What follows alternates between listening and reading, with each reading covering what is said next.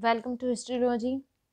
हमारी हिस्ट्रीलॉजी की MCQ series है जो कि हमारे आगे आने वाली सभी एग्ज़ाम के लिए बहुत ज़रूरी है, चाहे वो एस्टेट हो या यूपी के पीजीटी डीजीटी पेपर हो।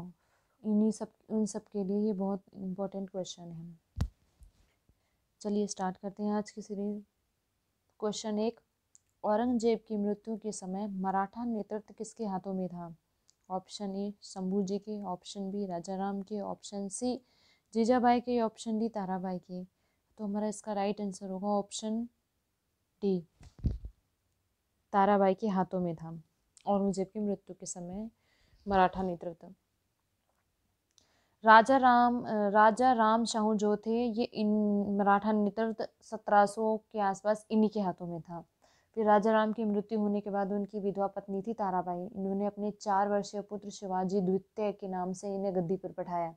मुगलों से स्वतंत्रता संघर्ष जारी रखा इन्होंने और औरंगजेब की मृत्यु के समय मराठा नेतृत्व ताराबाई के हाथों में ही था। क्वेश्चन 2, अशोक का समकालीन तुर्मे में कहाँ था? तुर्मे, अशोक का समकालीन तुर्मे कहाँ का राजा था? ये गलत हो गया थोड़ा सा।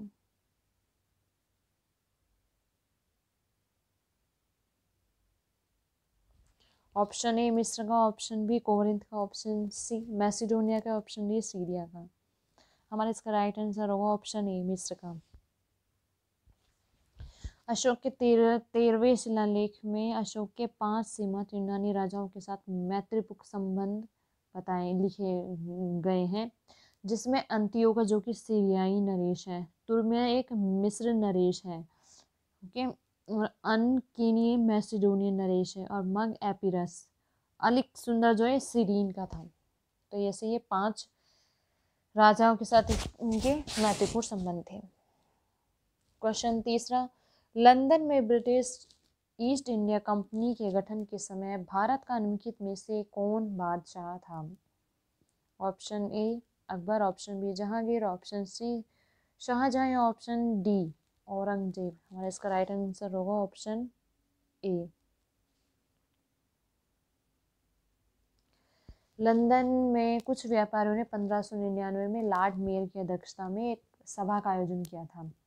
इसमें पूर्वी द्वीप समूह के साथ व्यापार करने की योजनाएं तैयार की गई। इन व्यापारियों ने पूर्वी के देशों के साथ व्यापार करने के आशय से 1599 में कंपनी का गठन किया था और इसका नाम governor and company of merchant of London trading into the east Indies रखा गया था और इस दौरान भारत का बादशाह अकबर था।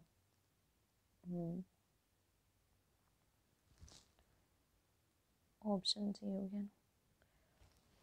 क्वेश्चन 4, किसके सिक्कों पर बगदाद के अंतिम खलीफा का नाम सर्वप्रथम अंकित हुआ है? Option A Qutbuddin Aibak, option B Iltutmish, option C Alauddin Khilji या ऑप्शन डी अलाउद्दीन मसूद शाह। हमारा इसका राइट आंसर होगा ऑप्शन डी अलाउद्दीन है, अलाउद्दीन मसूद शाह।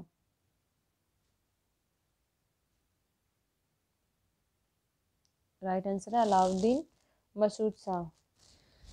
अलाउद्दीन मसूद शाह के सिक्के पर सर्वप्रथम बगदाद के अंतिम खलीफा का नाम अंकित हुआ था। अब बगदाद का अंतिम खलीफा कौन था?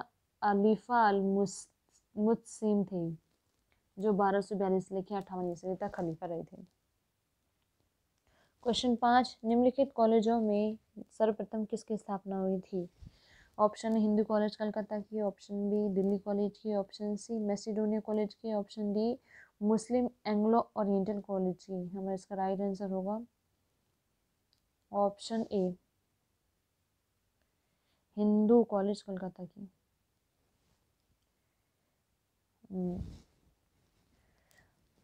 राजा राममोहन राय के नवीन विचारों के कारण ही 19वीं शताब्दी में पुनर्जागरण का जन्म हुआ था। उन्हें अतीत और भविष्य के मध्य सेतु कहा जाता है और भारतीय राष्ट्रवाद का जनक और आधुनिक भारत के पिता का उन्हें सम्मान प्राप्त है। राजा राममोहन राय जो थे वह आधुनिक शिक्षा के सबसे प्रारंभिक प्रचारकों में से एक थे। 1817 ईस्वी में इन्होंने डेविड हेयर और अलेक्जेंडर डफ के साथ मिलकर कलकत्ता में एक प्रसिद्ध हिंदू कॉलेज की स्थापना की थी। क्वेश्चन 6, सूची 1 और सूची 2 दे रखी है। सूची 1 में वैदिक नदियों के नाम दिए गए हैं और सूची 2 में आधुनिक उनके नाम दिए गए हैं जो वैदिक नदियां हैं, जिसमें मेरी ए है कुंभा, परुषणी है, बी सी सदानीरा या डी शत्रुदी। हमें इसका मिलान करना है सही इनकी आधुनिक नदियों के नाम के साथ। कुंभा, हमारी जो कुंभा नदी है इसका आधुनिक नाम है काबुल का, कुंभा नदी का। परुषणी का रावी, सदानीरा का गंडक और शत्रुंजय का सतलज। ये हमारी आधुनिक नदियों के नाम हैं जो। क्वेश्चन 7वां, सूची 1 और सूची 2 दे रखी, जिसमें सूची 1 में हड़प्पा के पुरास्थल हैं और सूची 2 में उनकी स्थिति बताई गई है। तो चलिए, option A Manda, option B Daimabad, option C Kalibangan या राखीगढ़। हमारा इसका राइट आंसर होगा मांडा जो है इस वक्त कहाँ पर है, इस वक्त मांडा जो स्थल है, मांडा इस वक्त जम्मू कश्मीर में। मांडा स्थल हड़प्पा कालीन स्थल है मांडा जो इस वक्त जम्मू कश्मीर में है। और दामाबाद है महाराष्ट्र में। कालीबंगा राजस्थान में जो काली चूड़ियों के नाम से बसा। राखीगढ़ी जो है हरियाणा में। तो हमारे इसके राइट आंसर ये होगा।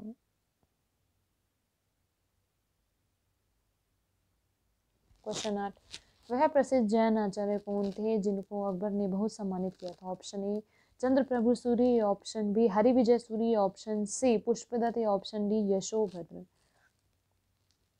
हमारा इसका राइट आंसर होगा ऑप्शन बी हरिविजय सूरी। अकबर के दरबार में कुछ वर्ष तक रहने वाले जैन साधु हरिविजय सूरी को जगत गुरु की उपाधि से भी सम्मानित किया गया था। 1882 में अकबर ने हरिविजय सूरी को जैन सिद्धांतों को समझने की इच्छा से आउट किया था। इनके प्रभाव में आने के बाद अकबर ने कुछ दिनों के लिए मांस भक्षण बंद कर दिया था और पशु और पक्षियों के वध पर भी रोक लगा दी थी। क्वेश्चन 9, निखित में से कौन जहांगीरी चित्रकार था। जहांगीरी टाइम के चित्रकारों के नाम थे। अब्दुस्मद, ऑप्शन 2 अबू हसन, ऑप्शन 3 अकारिजा या ऑप्शन 4 मीर सैयद अली। तो हमारा इसका राइट आंसर होगा ऑप्शन बी 2 और 3। 2 और 3 है हमारे अबू हसन और अकारिजा। ये जहांगीरी के समय में चित्रकार थे। क्वेश्चन 10, निम्नलिखित युग्मों में से कौन सही सम्मिलित नहीं है।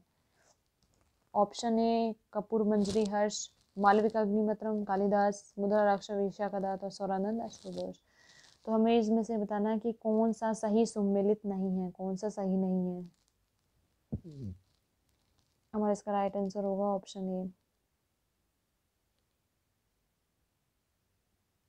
कपूर मंजरी हर्ष। कपूर मंजरी की जो रचना है वो हर्ष द्वारा नहीं बल्कि गुर्जर प्रतिहार के दरबारी कवि राजशेखर द्वारा की गई थी। मालविका अग्निमित्रम की रचना कालिदास और मुद्रा राक्षस की रचना विशाखा दत्त ने व सौरानंद की रचना अश्वघोष ने की थी। क्वेश्चन 11, सम्मिलित करना है सूची 1 को सूची 2 के साथ। कांग्रेस अध्यक्ष और उनके अधिवेशन स्थान बतानी। कांग्रेस के जो अध्यक्ष थे,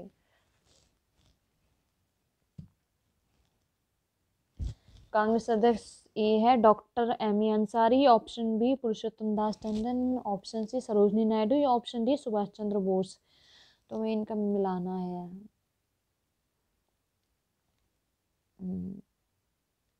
डॉक्टर एम ए अंसारी का अधिवेशन स्थान क्या था, मद्रास। पुरुषोत्तम दास टंडन का अधिवेशन स्थान था नासिक। सरोजनी नायडू जी का था कानपुर और सुभाष चंद्र बोस का था हरिपुरा। ये राइट है, एकदम सही सम्मिलित।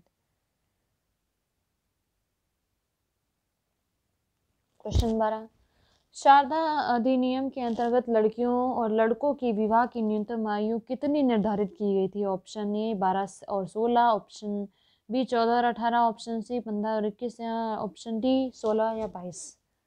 और इसका राइट आंसर होगा ऑप्शन बी 14 और 18 तय की गई थी।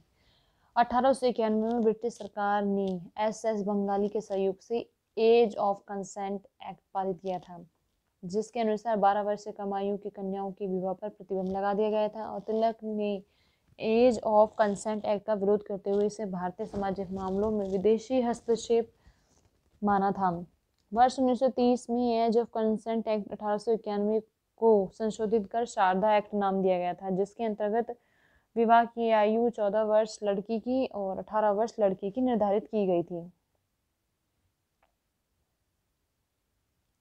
क्वेश्चन 13, वर्ष 1937 के चुनाव के पश्चात यूपी में गठित मंत्रिमंडल में किसको वित्तीय विभाग सौंपा गया था? ऑप्शन ए गोविंद बल्लभ पंत को, ऑप्शन बी रफी अहमद किदवई को, या ऑप्शन सी कैलाश काटजू को, या ऑप्शन डी मोहम्मद इब्राहिम को। हमारा इसका राइट आंसर होगा ऑप्शन बी रफी अहमद किदवई को। 1937 में संपन्न हुए प्रांतीय विधानसभा चुनावों में यूपी के कुल 288 में से 134 स्थानों पर कांग्रेस को सफलता मिली थी और संयुक्त प्रांत में कांग्रेस ने अकेले ही सरकार बनाई थी। इस सरकार में प्रधानमंत्री गोविंद बल्लभ पंत और कानून एवं न्याय मंत्री कैलाश नाथ काटजू थे, जबकि वित्तीय विभाग रफी अहमद किदवई को सौंपा गया था। क्वेश्चन 14, वह चोल राजा कौन था जिसने चोल राजा, यहाँ गलती से मिस्टेक हो गई है,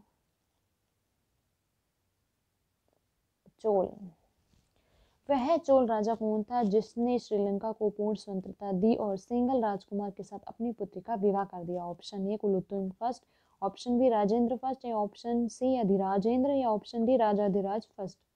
हमारा इसका राइट आंसर होगा option A Kulottunga first. Sri Lanka के राजा विजय बाहु ने कुलोत्तुंग प्रथम के समय में अपनी स्वतंत्रता घोषित कर दी थी, परंतु कुलोत्तुंग प्रथम ने श्रीलंका में चोल प्रभाव की समाप्ति के प्रति किसी कटुता का प्रदर्शन नहीं किया था और उसने अपनी पुत्री का विवाह श्रीलंका के राजा विपेरुमाल के साथ कर दिया था।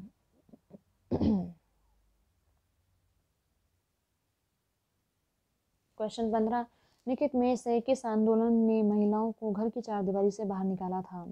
ऑप्शन ए स्वदेशी आंदोलन है, ऑप्शन बी होम रूल आंदोलन है, ऑप्शन सी असहयोग आंदोलन है, ऑप्शन डी सविनय अवज्ञा आंदोलन। तो हमारा इसका राइट आंसर होगा ऑप्शन सभी, जो कि शो नहीं है, लेकिन सभी आंदोलनों के कारण ही महिलाओं को घर की चारदीवारी से बाहर निकली थी। स्वदेशी आंदोलन में भी, होम रूल आंदोलन में, असहयोग आंदोलन में, सविनय अवज्ञा आंदोलन, चारों आंदोलन। बहुउद्देशीय कार्य वाले स्वदेशी आंदोलन ने देश के बड़े हिस्से को प्रभाव किया था, जिसमें जमींदारी, शहरी, निम्न वर्ग और छात्र औरतें शामिल थी। स्वदेशी आंदोलन के समय पहली बार महिलाओं ने प्रदेश से बाहर आकर धरनों और प्रदर्शनों में हिस्सा लिया था। इसके बाद से ही वे सभी राष्ट्रीय आंदोलनों, होम रूल, सहयोग और सविनय अवज्ञा में सक्रिय रहे थे। क्वेश्चन 16, प्रथम महायुद्ध के दौरान कहां पर भारत की एक अंतरिम सरकार बनी थी जिसके प्रेसिडेंट राजा महेंद्र प्रताप थे? ऑप्शन ए अफगानिस्तान में, ऑप्शन बी जर्मनी में, ऑप्शन सी सिंगापुर में, या ऑप्शन डी तुर्की में। हमारा इसका राइट आंसर होगा ऑप्शन ए अफगानिस्तान में। प्रथम महायुद्ध के दौरान वर्ष 1915 में अफगानिस्तान में राजा महेंद्र प्रताप ने अपने सहयोगी बरकतुल्लाह के साथ मिलकर भारत की प्रथम अस्थायी सरकार का गठन किया था और इस सरकार के अध्यक्ष राजा महेंद्र प्रताप स्वयं थे। क्वेश्चन 17, वे राष्ट्रीय नेता कौन थे जो वर्ष 1935 में सेंट्रल लेजिस्लेटिव असेंबली के अध्यक्ष निर्वाचित हुए थे? Option A Motilal Nehru, option B CR Das, या ऑप्शन सी वल्लभ भाई पटेल, या ऑप्शन डी विठल भाई पटेल। हमारा इसका राइट आंसर होगा ऑप्शन डी विठल भाई पटेल। सेंट्रल लेजिस्लेटिव असेंबली के प्रथम भारतीय अध्यक्ष जो स्पीकर थे विठल भाई पटेल थे, जो वर्ष 1925 में इसके अध्यक्ष बने और ये स्वराज पार्टी के सह संस्थापक भी थे। क्वेश्चन 18, राजा राम मोहन राय को राजा की उपाधि किसने दी थी? Option A Lord William Bentinck ने, ऑप्शन बी अकबर द्वितीय ने, ऑप्शन सी ब्रह्म समाज के अनुयायियों ने, ऑप्शन डी सती प्रथा का विरोध करने वाले बुद्धिजीवियों ने। हमारा इसका राइट आंसर होगा ऑप्शन बी, अकबर द्वितीय ने। राजा राम मोहन राय जो प्रथम भारतीय थे जिन्होंने सबसे पहले भारतीय समाज में व्याप्त मध्ययुगीन बुराइयों के विरोध आंदोलन चलाया था। मुगल बादशाह अकबर द्वितीय ने राजा राम मोहन राय को राजा की उपाधि के साथ अपने दूत के रूप में 1830 में ब्रिटिश सम्राट विलियम चतुर्थ के दरबार में भेजा था और राय को इंग्लैंड में सम्राट से मुगल बादशाह अकबर द्वितीय को मिलने वाली पेंशन की मात्रा बढ़ाने पर बातचीत करनी थी और इंग्लैंड के ब्रिस्टल में उनकी मृत्यु हो गई।